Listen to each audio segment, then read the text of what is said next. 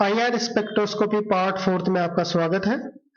आज हम fingerprint vision के बारे में पढ़ेंगे।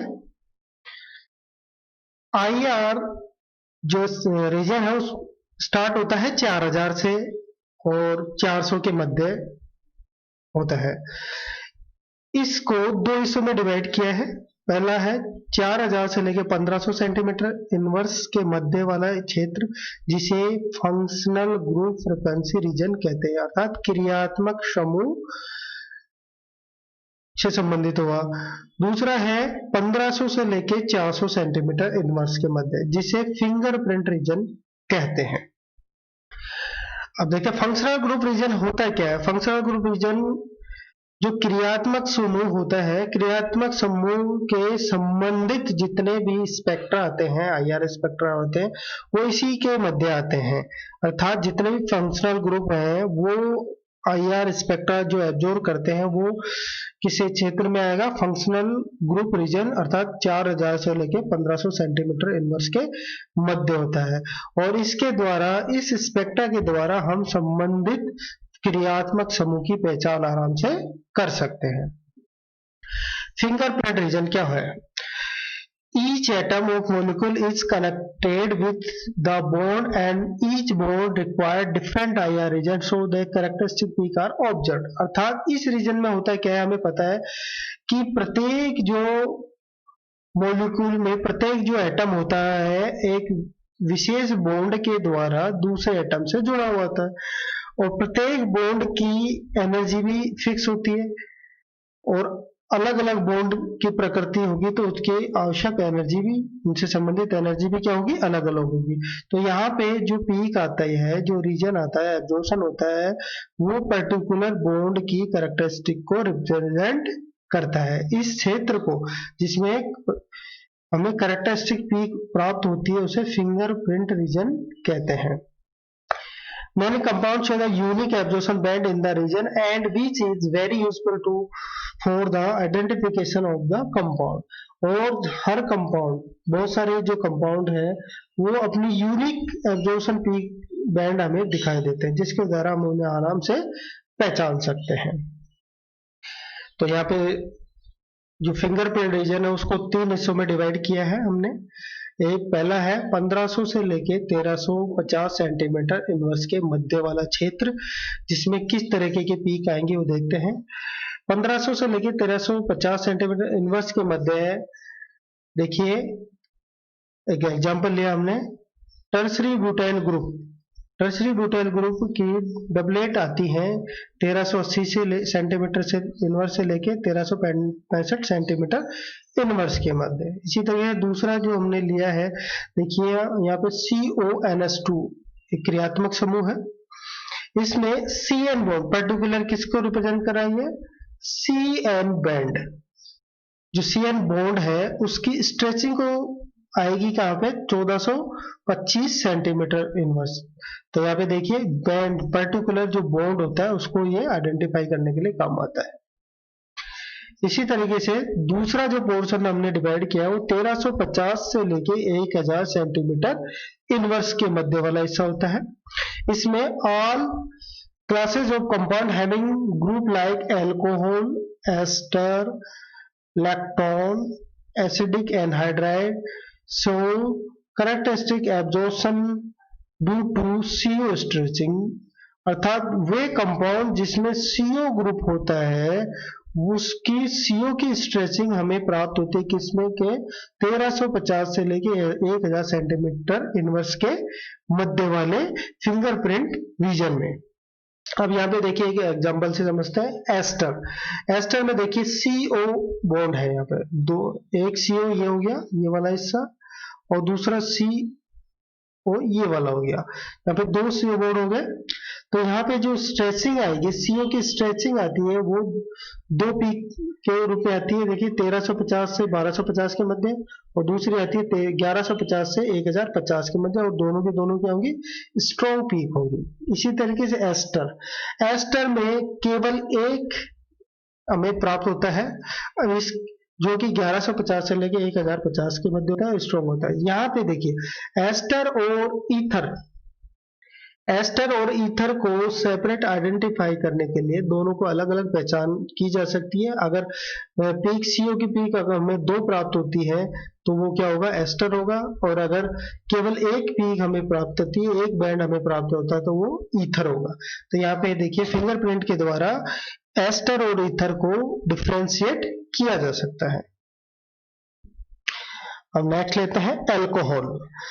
ऑल एल्कोहल गिव 2 सिग्नल, अर्थात 2 बैंड देते हैं। जितने भी एल्कोहल होते हैं, चाहे वो प्राइमरी, सेकेंडरी और टर्सरी कैसा भी हो, वो 2 सिग्नल देंगे। जो कहाँ आएगा, 1400 से लेके 1250। एक तो आएगी 1400 से लेके 1250 के मध्य, और दूसरी आएगी ये जो हम रिप्रेजेंट करते हैं। अब देखिए इस पीक के द्वारा हम primary alcohol, secondary alcohol, tertiary alcohol को अलग अलग आइडेंटिफाई कर सकते हैं कि हाँ ये पीक आई है तो ये प्राइमरी एल्कोहल की होगी, ये पीक आई तो सेकेंडरी, ये आई है तो टर्सरी होगी। जितने भी चाहे कोई सा भी हो, प्राइमरी, टर्सरी और सेकेंड जो भी हो, एक पीक तो सभी में, ये वाली पीक तो तीनों तरह के एल्कोहल में आएगी। अर्थात 1400 से लेके 1250 जो फर्स्ट बैंड है वो ये आएगा, हमें बराबर प्राप्त होता है। और अगर टर्सरी है, एल्कोहल कैसा है, टर्सरी है तो हमें 1150 सेंटीमीटर इनवर्स पे सेकेंड बैंड मिलेगा। अर्थात 2 बैंड 1400 से 1250 के मध्य, दूसरा आ रहा है हमें 1150 पे, तो इसका मतलब वो टर्सरी एल्कोहल है। इसी तरीके से अगर सेकेंडरी एल्कोहल है तो जो सेकेंड बैंड हमें प्राप्त है वो क्या पे प्राप्त होगा, 1100 सेंटीमीटर इनवर्स के मध्य। अगर प्राइमरी एल्कोहल है तो हमें 1050 सेंटीमीटर इनवर्स पे हमें सेकेंड बैंड प्राप्त होता है। तो इसके द्वारा इस फिंगरप्रिंट डिवीजन के द्वारा हम प्राइमरी, सेकेंडरी और टर्सरी एल्कोहल को डिफरेंशिएट कर सकते हैं। अब यहाँ पे देखिए ये है आपके सामने एल्कोहल प्राइमरी, और ये है आपके सामने एल्कोहल सेकेंडरी। अब ये देखिए प्राइमरी एल्कोहल में ये 2 बैंड है 1400 से लेके 1250, ये तो आ ही रहा है कॉमन दोनों में, ठीक है। अब यहाँ पे जो सेकेंडरी प्राइमरी अल्कोहल में आता है 1050 के आसपास, तो यहाँ पे देखिए ये है 1000 और ये हो गया 1100, ये 1200, ये 1300, ये 1400 और ये 1500। तो ये देखिए 1000 से और 1100 के मध्य वाला ये वाला जो हिस्सा है 1050 का, ये किसका मिल रहा है हमें? अगर ये पीक आ रही है 1050 में तो इसका मतलब एल्कोहल कौन सा है? प्राइमरी है। इसी तरीके से दूसरा हमें देखिए, अगर सेकेंडरी है तो हमें 1100 के आसपास मिल गया। देखिए ये 1000 और ये क्या हो गया 1100 के आसपास। तो सेकंड जो पीक हमें मिल रही है वो कहाँ मिल रही है? 1100 के आसपास। तो इसका मतलब ये सेकेंडरी एल्कोहल 2 डिग्री एल्कोहल हो गया। तो इस तरीके से हमने पीक के द्वारा, सेकंड पीक के द्वारा हम प्राइमरी सेकेंडरी एल्कोहल को क्या कर रहे हैं? डिफरेंशिएट कर सकते हैं। थर्ड जो क्षेत्र है वो है 1000 से नीचे का, 1000 सेंटीमीटर से नीचे का रीजन है। अब इसमें देखिए क्या कर सकते हैं, सिस और ट्रांस एल्कीन है और सिस और ट्रांस को हम आराम से डिफरेंशिएट कर सकते हैं। ट्रांस में CH डिफॉर्मेशन आता है 970 से लेके 960 सेंटीमीटर इनवर्स के मध्य, और अगर सिस है तो उसमें CH डिफॉर्मेशन आएगा 700 सेंटीमीटर इनवर्स के ऊपर। ये देखिए ये H है और ये हो गया H, ये हो गया अपना कौन सा? सिस। तो ये सिस आ रहा है कितने पे? 700 सेंटीमीटर के ऊपर। ये H और ये H, ये दोनों क्या हो गए? ट्रांस में है। तो ये आना चाहिए 790 से 970 से लेके 760 सेंटीमीटर इनवर्स। तो ये देखिए इसी के मध्य डिफॉर्मेशन की वैल्यू हमें प्राप्त होती है। इसी तरीके से मोनो सब्स्टिट्यूटेड बेंजीन है, उसका CH डिफॉर्मेशन हमें 2 पीक आती हैं 770 से लेके 730 सेंटीमीटर इनवर्स पे और 710 से लेके 690 सेंटीमीटर इनवर्स पे। अर्थात मोनो सब्स्टिट्यूटेड बेंजीन को हम आइडेंटिफाई कर सकते हैं by the CH deformation value के द्वारा। इसी तरीके डाई सब्स्टिट्यूट हो, यहाँ पे हमने देखा मोनो सब्स्टिट्यूट का की पीक बैंड्स। अगर डाई सब्स्टिट्यूट हो तो अगर पैरा पोजीशन पे है और ग्रुप लगा हुआ है तो CS डिफॉर्मेशन होगा 840 से लेके 800 सेंटीमीटर इनवर्स पे। अगर मेटा पे है तो ये यहाँ पे दो पीक आ जाएंगी, 800 से लेके 750 सेंटीमीटर इनवर्स और एक 710 से 690 सेंटीमीटर इनवर्स के मध्य। और अगर ऑर्थो पे है, या भी ये क्या है, ऑर्थो को रिप्रेजेंट कर रहा है, ये मेटा को रिप्रेजेंट कर रहा है और ये पैरा को रिप्रेजेंट कर रहा है। और अगर ऑर्थो पे अर्थात ये वाला कंपाउंड की स्थिति हो तो पीक हमें प्राप्त होती है CS डिफॉर्मेशन की 770 से लेके 700 सेंटीमीटर इनवर्स के मध्य। तो यहाँ पे देखिए डाई सब्स्टिट्यूट है और हमें पता करना है कि डाई सब्स्टिट्यूट है तो ऑर्थो है, पैरा है कि या मेटा है, तो हमें इस पीक के द्वारा हमें आराम से पता चल जाता है। अगर कोई पीक 800 से और 840 के मध्य हमें प्राप्त हो रही है तो इसका मतलब पैरा है। और अगर 770 से लेके 735 के मध्य पाई जा रही है तो अर्थात है ऑर्थो है। और अगर दो पीक हो 800 से लेके 750 और 710 से लेके 690 के मध्य, तो ये हो गया मेटा कंपाउंड। इसके द्वारा हम इस फिंगरप्रिंट या इस वैल्यू या इस बैंड के द्वारा हम ऑर्थो, पैरा और मेटा कंपाउंड को आइडेंटिफाई कर सकते हैं। इसी तरीके से हेलो एल्केन हो उसमें कोई हेलोजन ग्रुप लगा हो और कौन सा हेलोजन लगा हुआ है, फ्लोरीन लगा हुआ है, क्लोरीन लगा हुआ है, ब्रोमीन लगा हुआ और आयोडीन लगा, तो उसकी जो बैंड है वो भी फिंगरप्रिंट रीजन में ही आता है और उसके द्वारा हम पता कर लेते हैं। अगर मान लीजिए फ्लोरीन है तो CF स्ट्रेचिंग 1400 से लेके 1000 सेंटीमीटर इनवर्स की प्राप्त होती है। और अगर क्लोरीन है तो हमें 800 से 600 के मध्य प्राप्त होती है।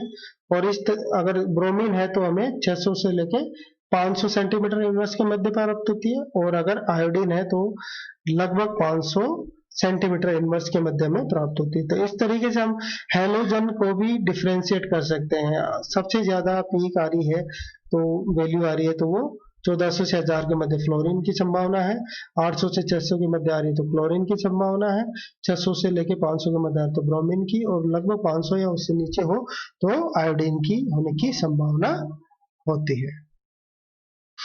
इसी तरीके से कोई कंपाउंड है साइक्लोहेक्सेन है, उसमें कंपाउंड एक्सियल है या इक्वेटोरियल पोजीशन पे लगा हुआ है तो उसको भी हम आसानी से आइडेंटिफाई कर सकते हैं।